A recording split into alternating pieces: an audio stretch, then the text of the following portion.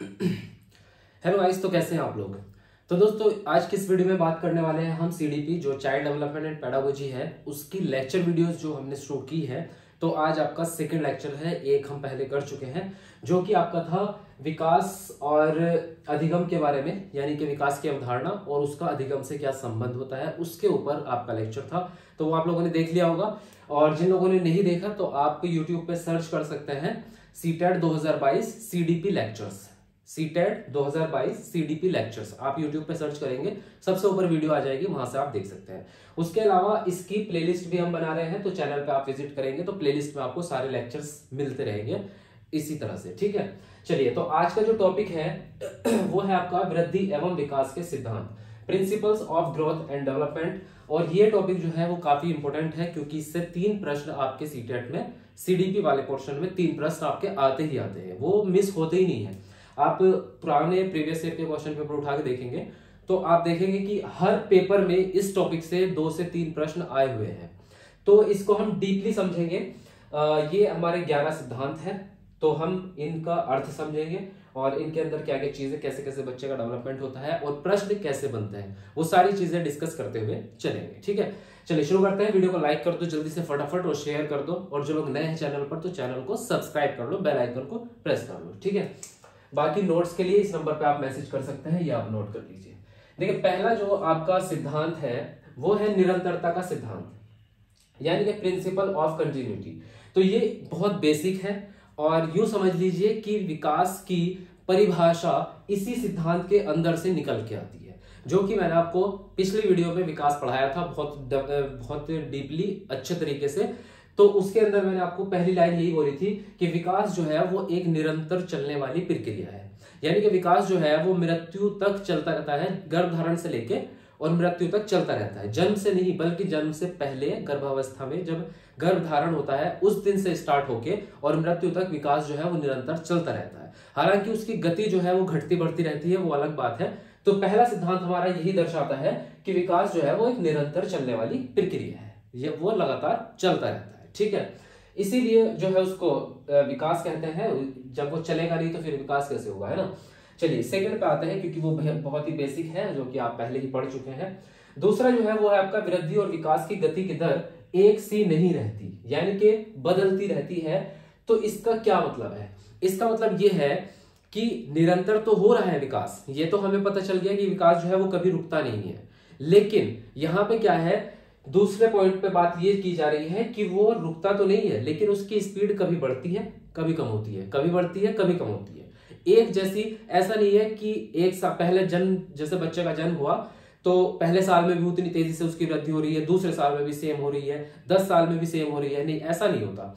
शुरू में शेषावस्था में बच्चे की गति जो होती है, मतलब विकास की जो गति होती है वो बहुत तेजी से होती है, और उसके बाद जैसे बाल्यावस्था में बच्चा आता है तो उसकी गति जो है वो स्लो हो जाती है, कम हो जाती है। फिर जब बच्चा किशोरावस्था में एंटर करता है तो शुरू में जो किशोरावस्था की जो पहली स्टेज है, मतलब शुरुआत होती है किशोरावस्था की 12-13 साल की उम्र में, तो वहां से फिर स्पीड बढ़ती है, वहां से फिर बहुत तेजी से विकास होता है बच्चे का, और फिर कुछ साल चल के 2 साल 3 साल या 4-5 साल चल के फिर वो स्लो हो जाता है धीरे धीरे। तो ये क्या है, जो हमारी गति है बच्चे के विकास की, चाहे वो शारीरिक विकास हो या वो अदर जो सोशल हो गया हमारा, या हमारा कॉग्निटिव हो गया, वो सभी विकासों के लिए है। ये रूल एक के लिए नहीं है कि सिर्फ वृद्धि के लिए, या मतलब शारीरिक विकास बड़े हो रहे हैं बच्चे साइज में तो उसके लिए नहीं है, बल्कि सभी विकास के लिए है ये। क्योंकि हम ये भी मानते हैं कि जो भाषा होती है ना, लैंग्वेज, भाषा का 85% डेवलपमेंट 6 साल की उम्र से पहले हो जाता है। कितना? 85% डेवलपमेंट जो है भाषा विकास का वो 6 साल से पहले हो जाता है, यानी कि शेष अवस्था में। और ये साइंटिफिकली रिसर्च के बाद निकाला गया है, क्योंकि 6 साल का बच्चा पूरी तरह से अपनी मातृभाषा में बातचीत करना, समझना, सब चीजें सीख जाता है 85%। हालांकि उसके बाद जो बचता है वो होता है उसका शुद्धिकरण, उसी भाषा का शुद्धिकरण, कि उसको सही ढंग से कौन से शब्द कहाँ पे यूज करने हैं वो तरीके, या फिर लिखना पढ़ना भी हम उसके अंदर डाल सकते हैं कि मातृभाषा सीख ली है, लिखना और पढ़ना रह गया है। तो लिखने पढ़ने से ज्यादा इंपॉर्टेंट होता है बोलना और सुनना, यानी समझना। तो 85% जो भाषा विकास है वो अगर आपका पहले हो रहा है तो आप सोचो कि ये जो एज है हमारी जो शेषावस्था की है जन्म से लेकर 6 वर्ष तक की, वो कितनी ज्यादा महत्वपूर्ण है। और ये सवाल हिंदी पेडागोजी में आता है, सीडीपी में तो नहीं आता, हिंदी में आता है कि बच्चे की भाषा विकास का सबसे ज्यादा हिस्सा जो होता है, या सबसे ये कहेंगे सिंपल सा कि भाषा विकास के लिए कौन सी अवस्था सबसे ज्यादा महत्वपूर्ण है, ये सवाल आता है। उसके नीचे लिखा होगा आपका शेषावस्था, बाल्यावस्था, किशोरावस्था, वयस्कावस्था, तो उसमें शेषावस्था वाला जो ऑप्शन होता है वो आपका राइट होता है। ठीक है, इतना आप समझ गए। इसमें इसका एक पहलू और भी है। एक तो यह है कि बच्चा सेम है, एक बच्चा है और उसी को हम एज के अकॉर्डिंग देख रहे हैं कि बचपन में उसका विकास तेज हुआ, फिर स्लो हुआ, फिर तेज हुआ, फिर स्लो हुआ। यहाँ पे क्या है, एक बच्चा है। अब हम लेते हैं 2 बच्चे। अब 2 बच्चों में क्या है, सेम एज के बच्चे हैं। ठीक है, अब हमने देखा कि दोनों सेम एज के बच्चे हैं, 6-6 साल के। अब 6 साल के बच्चों में उनकी हाइट में डिफरेंस है, एक बच्चा ज्यादा लंबा हो रहा है और एक बच्चा छोटा है। इसका क्या मतलब हुआ, इसका मतलब भी तो अलग हो गया ना, यानी कि उसकी विकास की गति जो है वो तेज हो रही है, उसकी विकास की गति कम रह गई है। फिर अचानक से हम देखते हैं कि जैसे वो 10 साल के हुए तो जो बच्चा छोटा था वो लंबा निकल गया और जो लंबा था वो छोटा रह गया उससे। तो इसका क्या हुआ कि उसकी गति तेज हो गई और उसकी धीमी रह गई।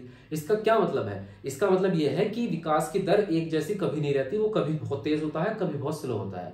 तो इसका जो ये चीज है, जो पॉइंट मैं आपको बता रहा हूं 2 बच्चों वाला, हालांकि हमारे दिमाग में फर्स्टली यही आता है कि ये विकास और वृद्धि की जो दर है, ये वाला सिद्धांत उस पर अप्लाई हो रहा है, जबकि ऐसा नहीं है। क्योंकि ये देखो बहुत पॉइंट की बात मैं आपको बता रहा हूं, क्योंकि एग्जाम में कंफ्यूजन इसी चीजों को लेके होता है। हमसे सिद्धांत ही पूछे जाते हैं, बच्चे का एग्जाम्पल देंगे और हमसे सिद्धांत पूछेंगे कि बताओ ये वाला जो हमने बात कही है प्रश्न में, इसमें कौन सा सिद्धांत लागू हो रहा है। तो जो मैं आपको बता रहा हूं 2 बच्चों वाला, वो जाएगा आपका तीसरे वाले में, यानी कि व्यक्तिगत विभिन्नताओं का सिद्धांत। क्योंकि बात अब इंडिविजुअल्स की हो रही है, भले ही उनकी स्पीड जो है डिफरेंट, लेकिन वहां पे ये नहीं लगेगा सिद्धांत की गति अलग अलग है, ये सिर्फ सिंगल बच्चे पे लगता है। ये वाला सिद्धांत सिंगल बच्चे पे लगता है कि उसकी किस एज में जो है तेज हो रही है, किस एज में स्लो हो रही है। लेकिन जहां पे हम 2 बच्चों को लेके या 10 बच्चों को लेके डिफरेंशिएशन कर रहे हैं कि एक सेम एज के बच्चे हैं, लेकिन फिर भी उनका विकास जो है, एक बच्चे ने जो है 2 साल की उम्र में ही बोलना सीख लिया, एक बच्चा जो है 3 साल का हो गया, अभी तक वो बोल ही नहीं पा रहा है। तो हो सकता है वो जब 4th साल में एंटर करेगा तो वो उससे ज्यादा तेज बोलेगा, ऐसा हो सकता है और होता भी है। ठीक है, तो ये चला जाएगा आपका व्यक्तिगत विभिन्नता का सिद्धांत, यानी कि सभी बच्चों के अंदर जो है डिफरेंट चीजें होती है, अलग अलग खासियत होती है। हालांकि व्यक्तिगत विभिन्नता पे बहुत लंबा चौड़ा लेक्चर बनेगा, क्योंकि ये अलग से एक टॉपिक है सीटेट के सिलेबस में, तो इस पे एक अलग लेक्चर वीडियो आएगा। लेकिन यहाँ पे सिंपल छोटा सा समझते हैं, विकास को लेकर सिर्फ विकास को लेकर समझेंगे, इसके अंदर वरना और भी बहुत सारे टॉपिक्स हैं। तो विकास में क्या होगा कि सभी बच्चों का विकास जो है वो अलग अलग जो है रेट में या हो सकता है, या यूं कहें कि किसी का भाषा विकास तेज हो रहा है, दूसरे बच्चे का शारीरिक विकास तेज हो रहा है, एक बच्चे का कॉग्निटिव डेवलपमेंट यानी कि संज्ञानात्मक विकास तेज हो रहा है, दूसरे बच्चे का नैतिक विकास तेज हो रहा है। तो किसी में ये चीजें अलग अलग हो सकती हैं बच्चों में। ठीक है, तो इसी को हम कहते हैं कि व्यक्तिगत विभिन्नता होती है सभी बच्चों में। ठीक, चलिए आगे बढ़ेंगे। सॉरी, मेरी आवाज थोड़ी चेंज आ रही होगी क्योंकि कोल्ड हो रखा है, गला खराब है, तो इसलिए थोड़ा सा ये चीजें झेलनी पड़ रही हैं। चलिए नेक्स्ट है आपका विकास क्रम की एकरूपता। ठीक, अब इसका क्या मतलब है, इसका मतलब ये है कि जो हमारा पैटर्न होता है, हमारा जो एक डेवलपमेंट है वो पैटर्न के हिसाब से होता है। कैसे? जो बच्चा पैदा होता है तो सबसे पहले अगर हम डेवलपमेंट की बात करें तो वो गर्दन संभाल, शारीरिक विकास की बात कर रहा हूं, शारीरिक विकास में सबसे पहले वो गर्दन को संभालना सीखता है बच्चा। जब बच्चा पैदा होता है ना तो उसकी गर्दन भी नहीं कंट्रोल में होती, अगर हम उसको ऐसे हाथ में पकड़ेंगे तो उसकी गर्दन पीछे लटक जाएगी, है ना। तो हमें क्या करना पड़ता है, आपने देखा भी होगा जब डॉक्टर भी लाते हैं तो एक हाथ उसके सर के नीचे होता है और दूसरा बैक के नीचे, ऐसे देते हैं। माँ भी उसको ऐसे पकड़ती है, छोटे बच्चों को पकड़ने का तरीका यही होता है। कभी भी उसको यहाँ पे लगा के ऐसे कभी नहीं पकड़ा जाएगा, क्योंकि वो बच्चे को संभालने का एक तरीका होता है कि ऐसे बच्चों को पकड़ना होता है, एक हाथ उसकी गर्दन के नीचे होना जरूरी है, क्योंकि उसका गर्दन पे भी कंट्रोल नहीं है, हाथ पैर पे भी नहीं है जब बच्चा पैदा होगा।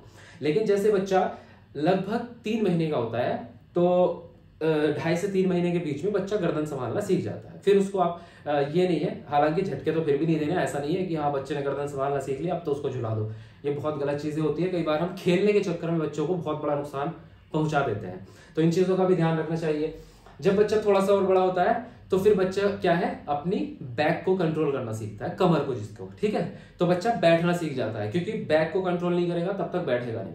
फिर उसके बाद में क्या होता है, बच्चा सामान को पकड़ के, जैसे दीवार हो गया या टेबल हो गई या कोई भी चीज घर में होती है, या आपकी उंगली पकड़ के ही वो खड़े होना सीख जाता है सहारे से, ठीक है। उसके बाद में जब वो खड़ा होना सीख जाता है, फिर वो हाथ पकड़ के आपका, या उंगली पकड़ के, या सामान को, जैसे बेंच पड़ी है लंबी सी, तो उस पर पकड़ पकड़ के चलना सीख जाता है। बेड के किनारे किनारे बच्चा चलता है ना, बेड को पकड़ के चलने लगता है वो धीरे धीरे। उसके बाद में वो बिना सहारे के चलना सीखता है। फिर थोड़ा और बड़ा होगा, फिर भागना सीख जाएगा, फिर दौड़ना सीख जाएगा। ये क्या हो रहा है, एक स्टेप बाय स्टेप डेवलपमेंट बढ़ रहा है आगे। तो इसको क्या कह रहे हैं हम, विकास क्रम की एक रूपता से क्या मतलब है कि दुनिया में इंसान के जितने भी बच्चे होंगे, चाहे वो इंडिया के हो, चाहे पाकिस्तान के हो, चाहे बांग्लादेश के हो, चाहे अमेरिका के हो या साउथ अफ्रीका के हो, यही सेम पैटर्न लागू होगा। क्योंकि एक जाति के सभी प्राणी एक ही पैटर्न को फॉलो करते हैं। ऐसा नहीं हो सकता कि आपके इंडियन बच्चों का ये पैटर्न है और हम देखें कि अफ्रीका का कोई बच्चा है, वो क्या है, उसने बैठना सीखा ही नहीं, डायरेक्ट खड़े होकर चलना स्टार्ट कर दिया। ऐसा कभी भी नहीं हो सकता। वो एक एक स्टेप बाय स्टेप ही बढ़ेगा। तो इसको हम कहते हैं कि जो क्रम है ना विकास का, जो ये चरण बढ़ रहे हैं, ये एक रूप है, मतलब यूनिफॉर्म है। यानी कि सभी बच्चे इसी पैटर्न को फॉलो करते हुए बड़े होंगे, इसी पैटर्न को फॉलो करते हुए विकास उनका होगा। इससे डिफरेंस वो जा ही नहीं सकते। इतना हो सकता है कि किसी ने 5 महीने की एज में वो चीज सीखी है, कोई 6 महीने की एज में सीख रहा है, कोई बच्चा 7 महीने की एज में सीख रहा है, वो अलग बात है। वो वहीं पे आगे, फिर हम विकास की दर पे आगे, लेकिन पैटर्न वही रहेगा, एक के बाद एक चीज। उसी हिसाब से अगर हम किसी पशु की बात करें तो पशुओं में क्या होता है, जैसे बकरी का बच्चा होता है, तो बकरी का बच्चा जो पैदा होता है वो तुरंत खड़ा हो जाता है। आपने अगर नोट किया होगा, जो गांव में रहते हैं लोग, उन्होंने देखा होगा, मैंने भी देखा है कि जो बकरी के बच्चे होते हैं वो तुरंत जैसे जन्म लेते हैं तो वो खड़े हो जाते हैं, चलना भी स्टार्ट करते थे। आधे घंटे के बाद आप देखेंगे वो बकरी का बच्चा दौड़ रहा होगा, वहां जाके 1 किलोमीटर घूम के आ जाएगा। ऐसे होते हैं बकरी के बच्चे। अब वो बकरी का बच्चा सिर्फ एक का नहीं है, दुनिया में जितनी भी बकरियां होंगी ना, वो सभी के लिए सेम पैटर्न है, सभी के बच्चे ऐसे ही होंगे। उसके अलावा अगर हम बात करें भैंस के बच्चे की या गाय के बच्चे की, तो गाय और भैंस के बच्चे जो है वो एक दिन में, यानी कि पहले दिन जो है वो चलते नहीं है, मतलब कुछ टाइम के लिए वो पड़े ही रहते हैं, उनको उठाना पड़ता है, हमें संभालना पड़ता है, क्योंकि वो थोड़े हैवी भी होते हैं। तो ये चीज क्या है, हर जितनी भी जातियां प्रजातियां हैं ना दुनिया में, उन सभी के एक नस्ल जो होती है उसके सभी बच्चे एक ही पैटर्न को फॉलो करते हुए बड़े होते हैं। ये है आपका विकास क्रम की एक रूपता, ठीक है। इससे बढ़िया एग्जांपल और कहीं से नहीं आ सकते। अगर आप अभी भी समझ नहीं आया तो आप कमेंट बॉक्स में जरूर लिख देना, फिर मैं कुछ और सोचूंगा समझाने के लिए अगर नहीं आया होगा। देखिए, विकास जो है वो सामान्य से विशिष्ट की ओर होता है। इसका क्या मतलब है कि जो डेवलपमेंट है वो आपको भी पता है, जब हम कोई चीज सीखते हैं तो पहले बेसिक सीखते हैं, फिर थोड़ा सा उसमें हमें करना आ जाता है, फिर हम जो है उस चीज को पूरा सॉरी, थोड़ा गले में प्रॉब्लम हो रही है बोलने में।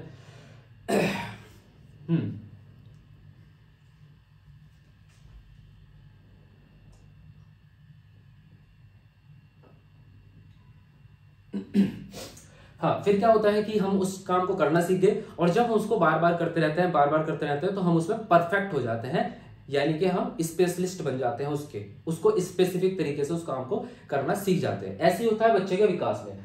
क्या है कि बच्चा पहले सामान्य काम करेगा, जैसे अगर हम बोलने की बात करें भाषा विकास की, तो पहले बच्चा नॉर्मल शब्द बोलना सीखता है, मम्मी हो गया, पापा हो गया, या ऐसे छोटे छोटे जो घर में जो सदस्य होते हैं उनके नाम लिखना सीख, दूध को जो है दूध का नाम लेना, क्योंकि वो डेली नीड है उसकी, तो उसका नाम जल्दी सीख जाता है बच्चा। फिर वो धीरे धीरे जो है स्पेसिफिक करने लगता है चीजों को, कि ये मेरा कौन लगता है, ये पापा है, ये मम्मी है, ये दादा दादी, सब चीजों को स्पेसिफिकली। फिर बात करने में भी इसी तरह से होता है। अब अगर मैं शारीरिक रूप से बात करूं तो पहले बच्चा क्या है, बॉडी पे अगर मैं आऊं तो जैसे बच्चा 1-2 साल का है तो वो चीजों को उंगलियों से नहीं पकड़ सकता। ये एग्जांपल मैंने आपको कल की वीडियो में भी दिया था। पहले बच्चा क्या है, उसकी तरफ जो है बढ़ता है, मतलब उसके अंदर ये चेष्टा आती है कि मैं सामान को पकड़ूं। अब अगर उसके सामने बोतल रखी है तो उसको पकड़ने की कोशिश तो करेगा, लेकिन पकड़ नहीं पाएगा, सिर्फ वो उसको टच कर सकता है, गिरा सकता है। तो ये क्या हुआ, सामान्य रूप हो गया उसको पकड़ने का। फिर धीरे धीरे जो है उसकी उंगलियों का डेवलपमेंट होता है, तो वो चीजों को बहुत अच्छे तरीके से पकड़ना सीख जाता है। आई थिंक ये आप समझ गए होंगे, क्योंकि ये मैंने कल आपको बहुत अच्छे से एग्जांपल दिए थे पिछली वीडियो में, लेक्चर 1 में, ठीक है। तो ये आप समझ जाइए। नेक्स्ट है आपका एकीकरण का सिद्धांत। एकीकरण का शब्द से ही आप समझ सकते हैं, इंटेग्रेशन से, कि बहुत सारी चीजें हैं और वो सब मिलके एक जगह इकट्ठा होके एक बड़ा रूप बना रही है, ये होता है एकीकरण। जैसे मैं एग्जांपल दूं, चुंबक होती है उसके छोटे छोटे हिस्से की बात करें, इतने छोटे छोटे टुकड़े हैं, चुंबक उसमें सब में है, इतने छोटे टुकड़े में भी है, लेकिन उसकी पावर क्या है, कम है। अगर एक चुंबक को हम इतनी बड़ी चुंबक को लेंगे तो वो आपका, मान लीजिए किसी लोहे को अगर हम अट्रैक्ट करें उससे, तो वो 50 ग्राम का, सॉरी मुझे बोलने में बहुत दिक्कत हो रही है, एक सेकंड रेस्ट बस 1 मिनट मुझे चाहिए।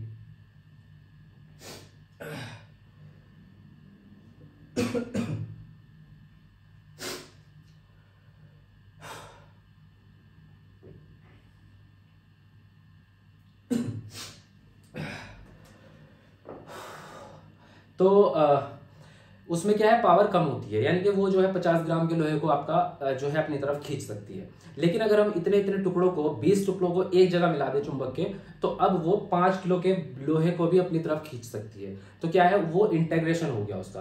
अब आते हैं हम डेवलपमेंट पे। तो डेवलपमेंट में क्या हो रहा है कि जो बच्चे की मसल्स होती हैं, तो पहले बच्चा जो है पूरी बॉडी का इस्तेमाल करता है, फिर वो धीरे धीरे अपने हाथ पैर का इस्तेमाल करना सीखता है, फिर उंगलियों का इस्तेमाल करना सीखता है,